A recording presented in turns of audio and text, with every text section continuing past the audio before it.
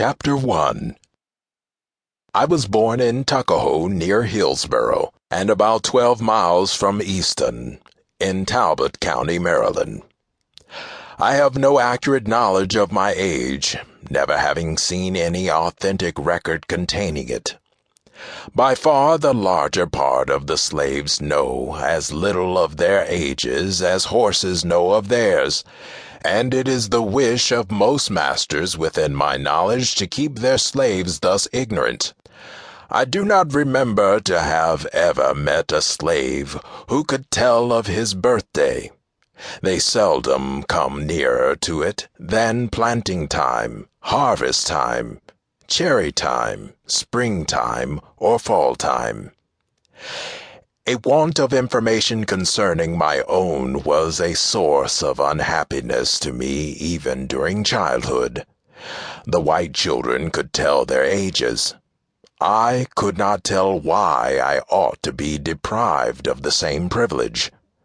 I was not allowed to make any inquiries of my master concerning it. He deemed all such inquiries on the part of a slave improper and impertinent, an evidence of a restless spirit. The nearest estimate I can give makes me now between 27 or 28 years of age. I come to this from hearing my master say sometime during 1835 I was about 17 years old. My mother was named Harriet Bailey. She was the daughter of Isaac and Betsy Bailey, both colored and quite dark. My mother was of a darker complexion than either my grandmother or grandfather. My father was a white man. He was admitted to be such by all I ever heard speak of my parentage.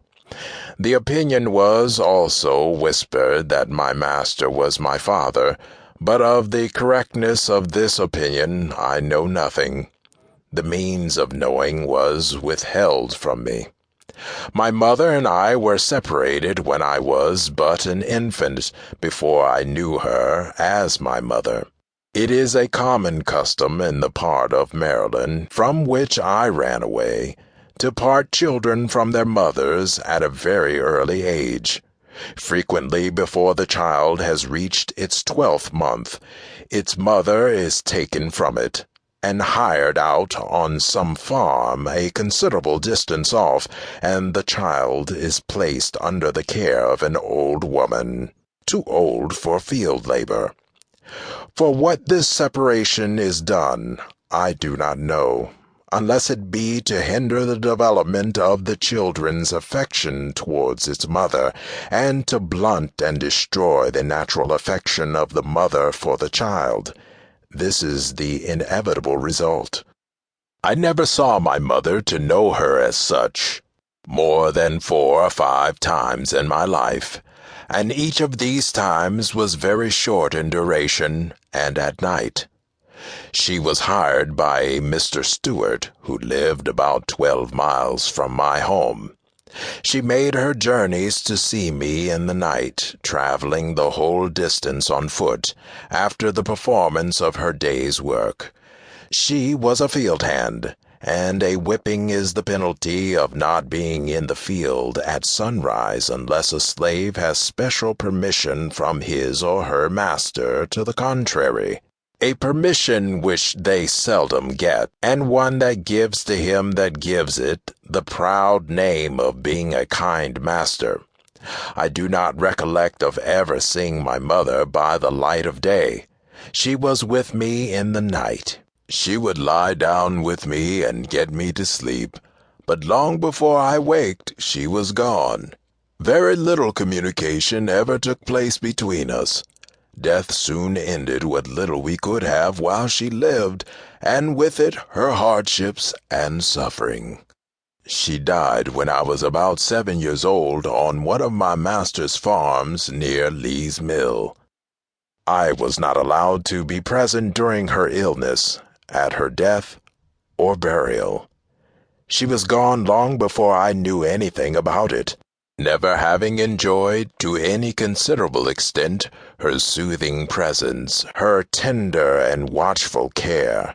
I received the tidings of her death with much the same emotions I should have probably felt at the death of a stranger. Called thus suddenly away, she left me without the slightest intimation of who my father was.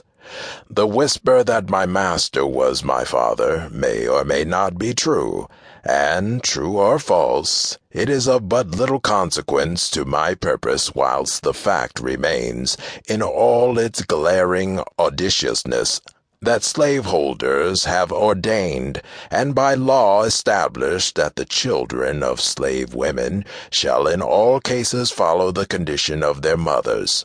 And this is done too obviously to administer to their own lusts, and make a gratification of their wicked desires profitable as well as pleasurable.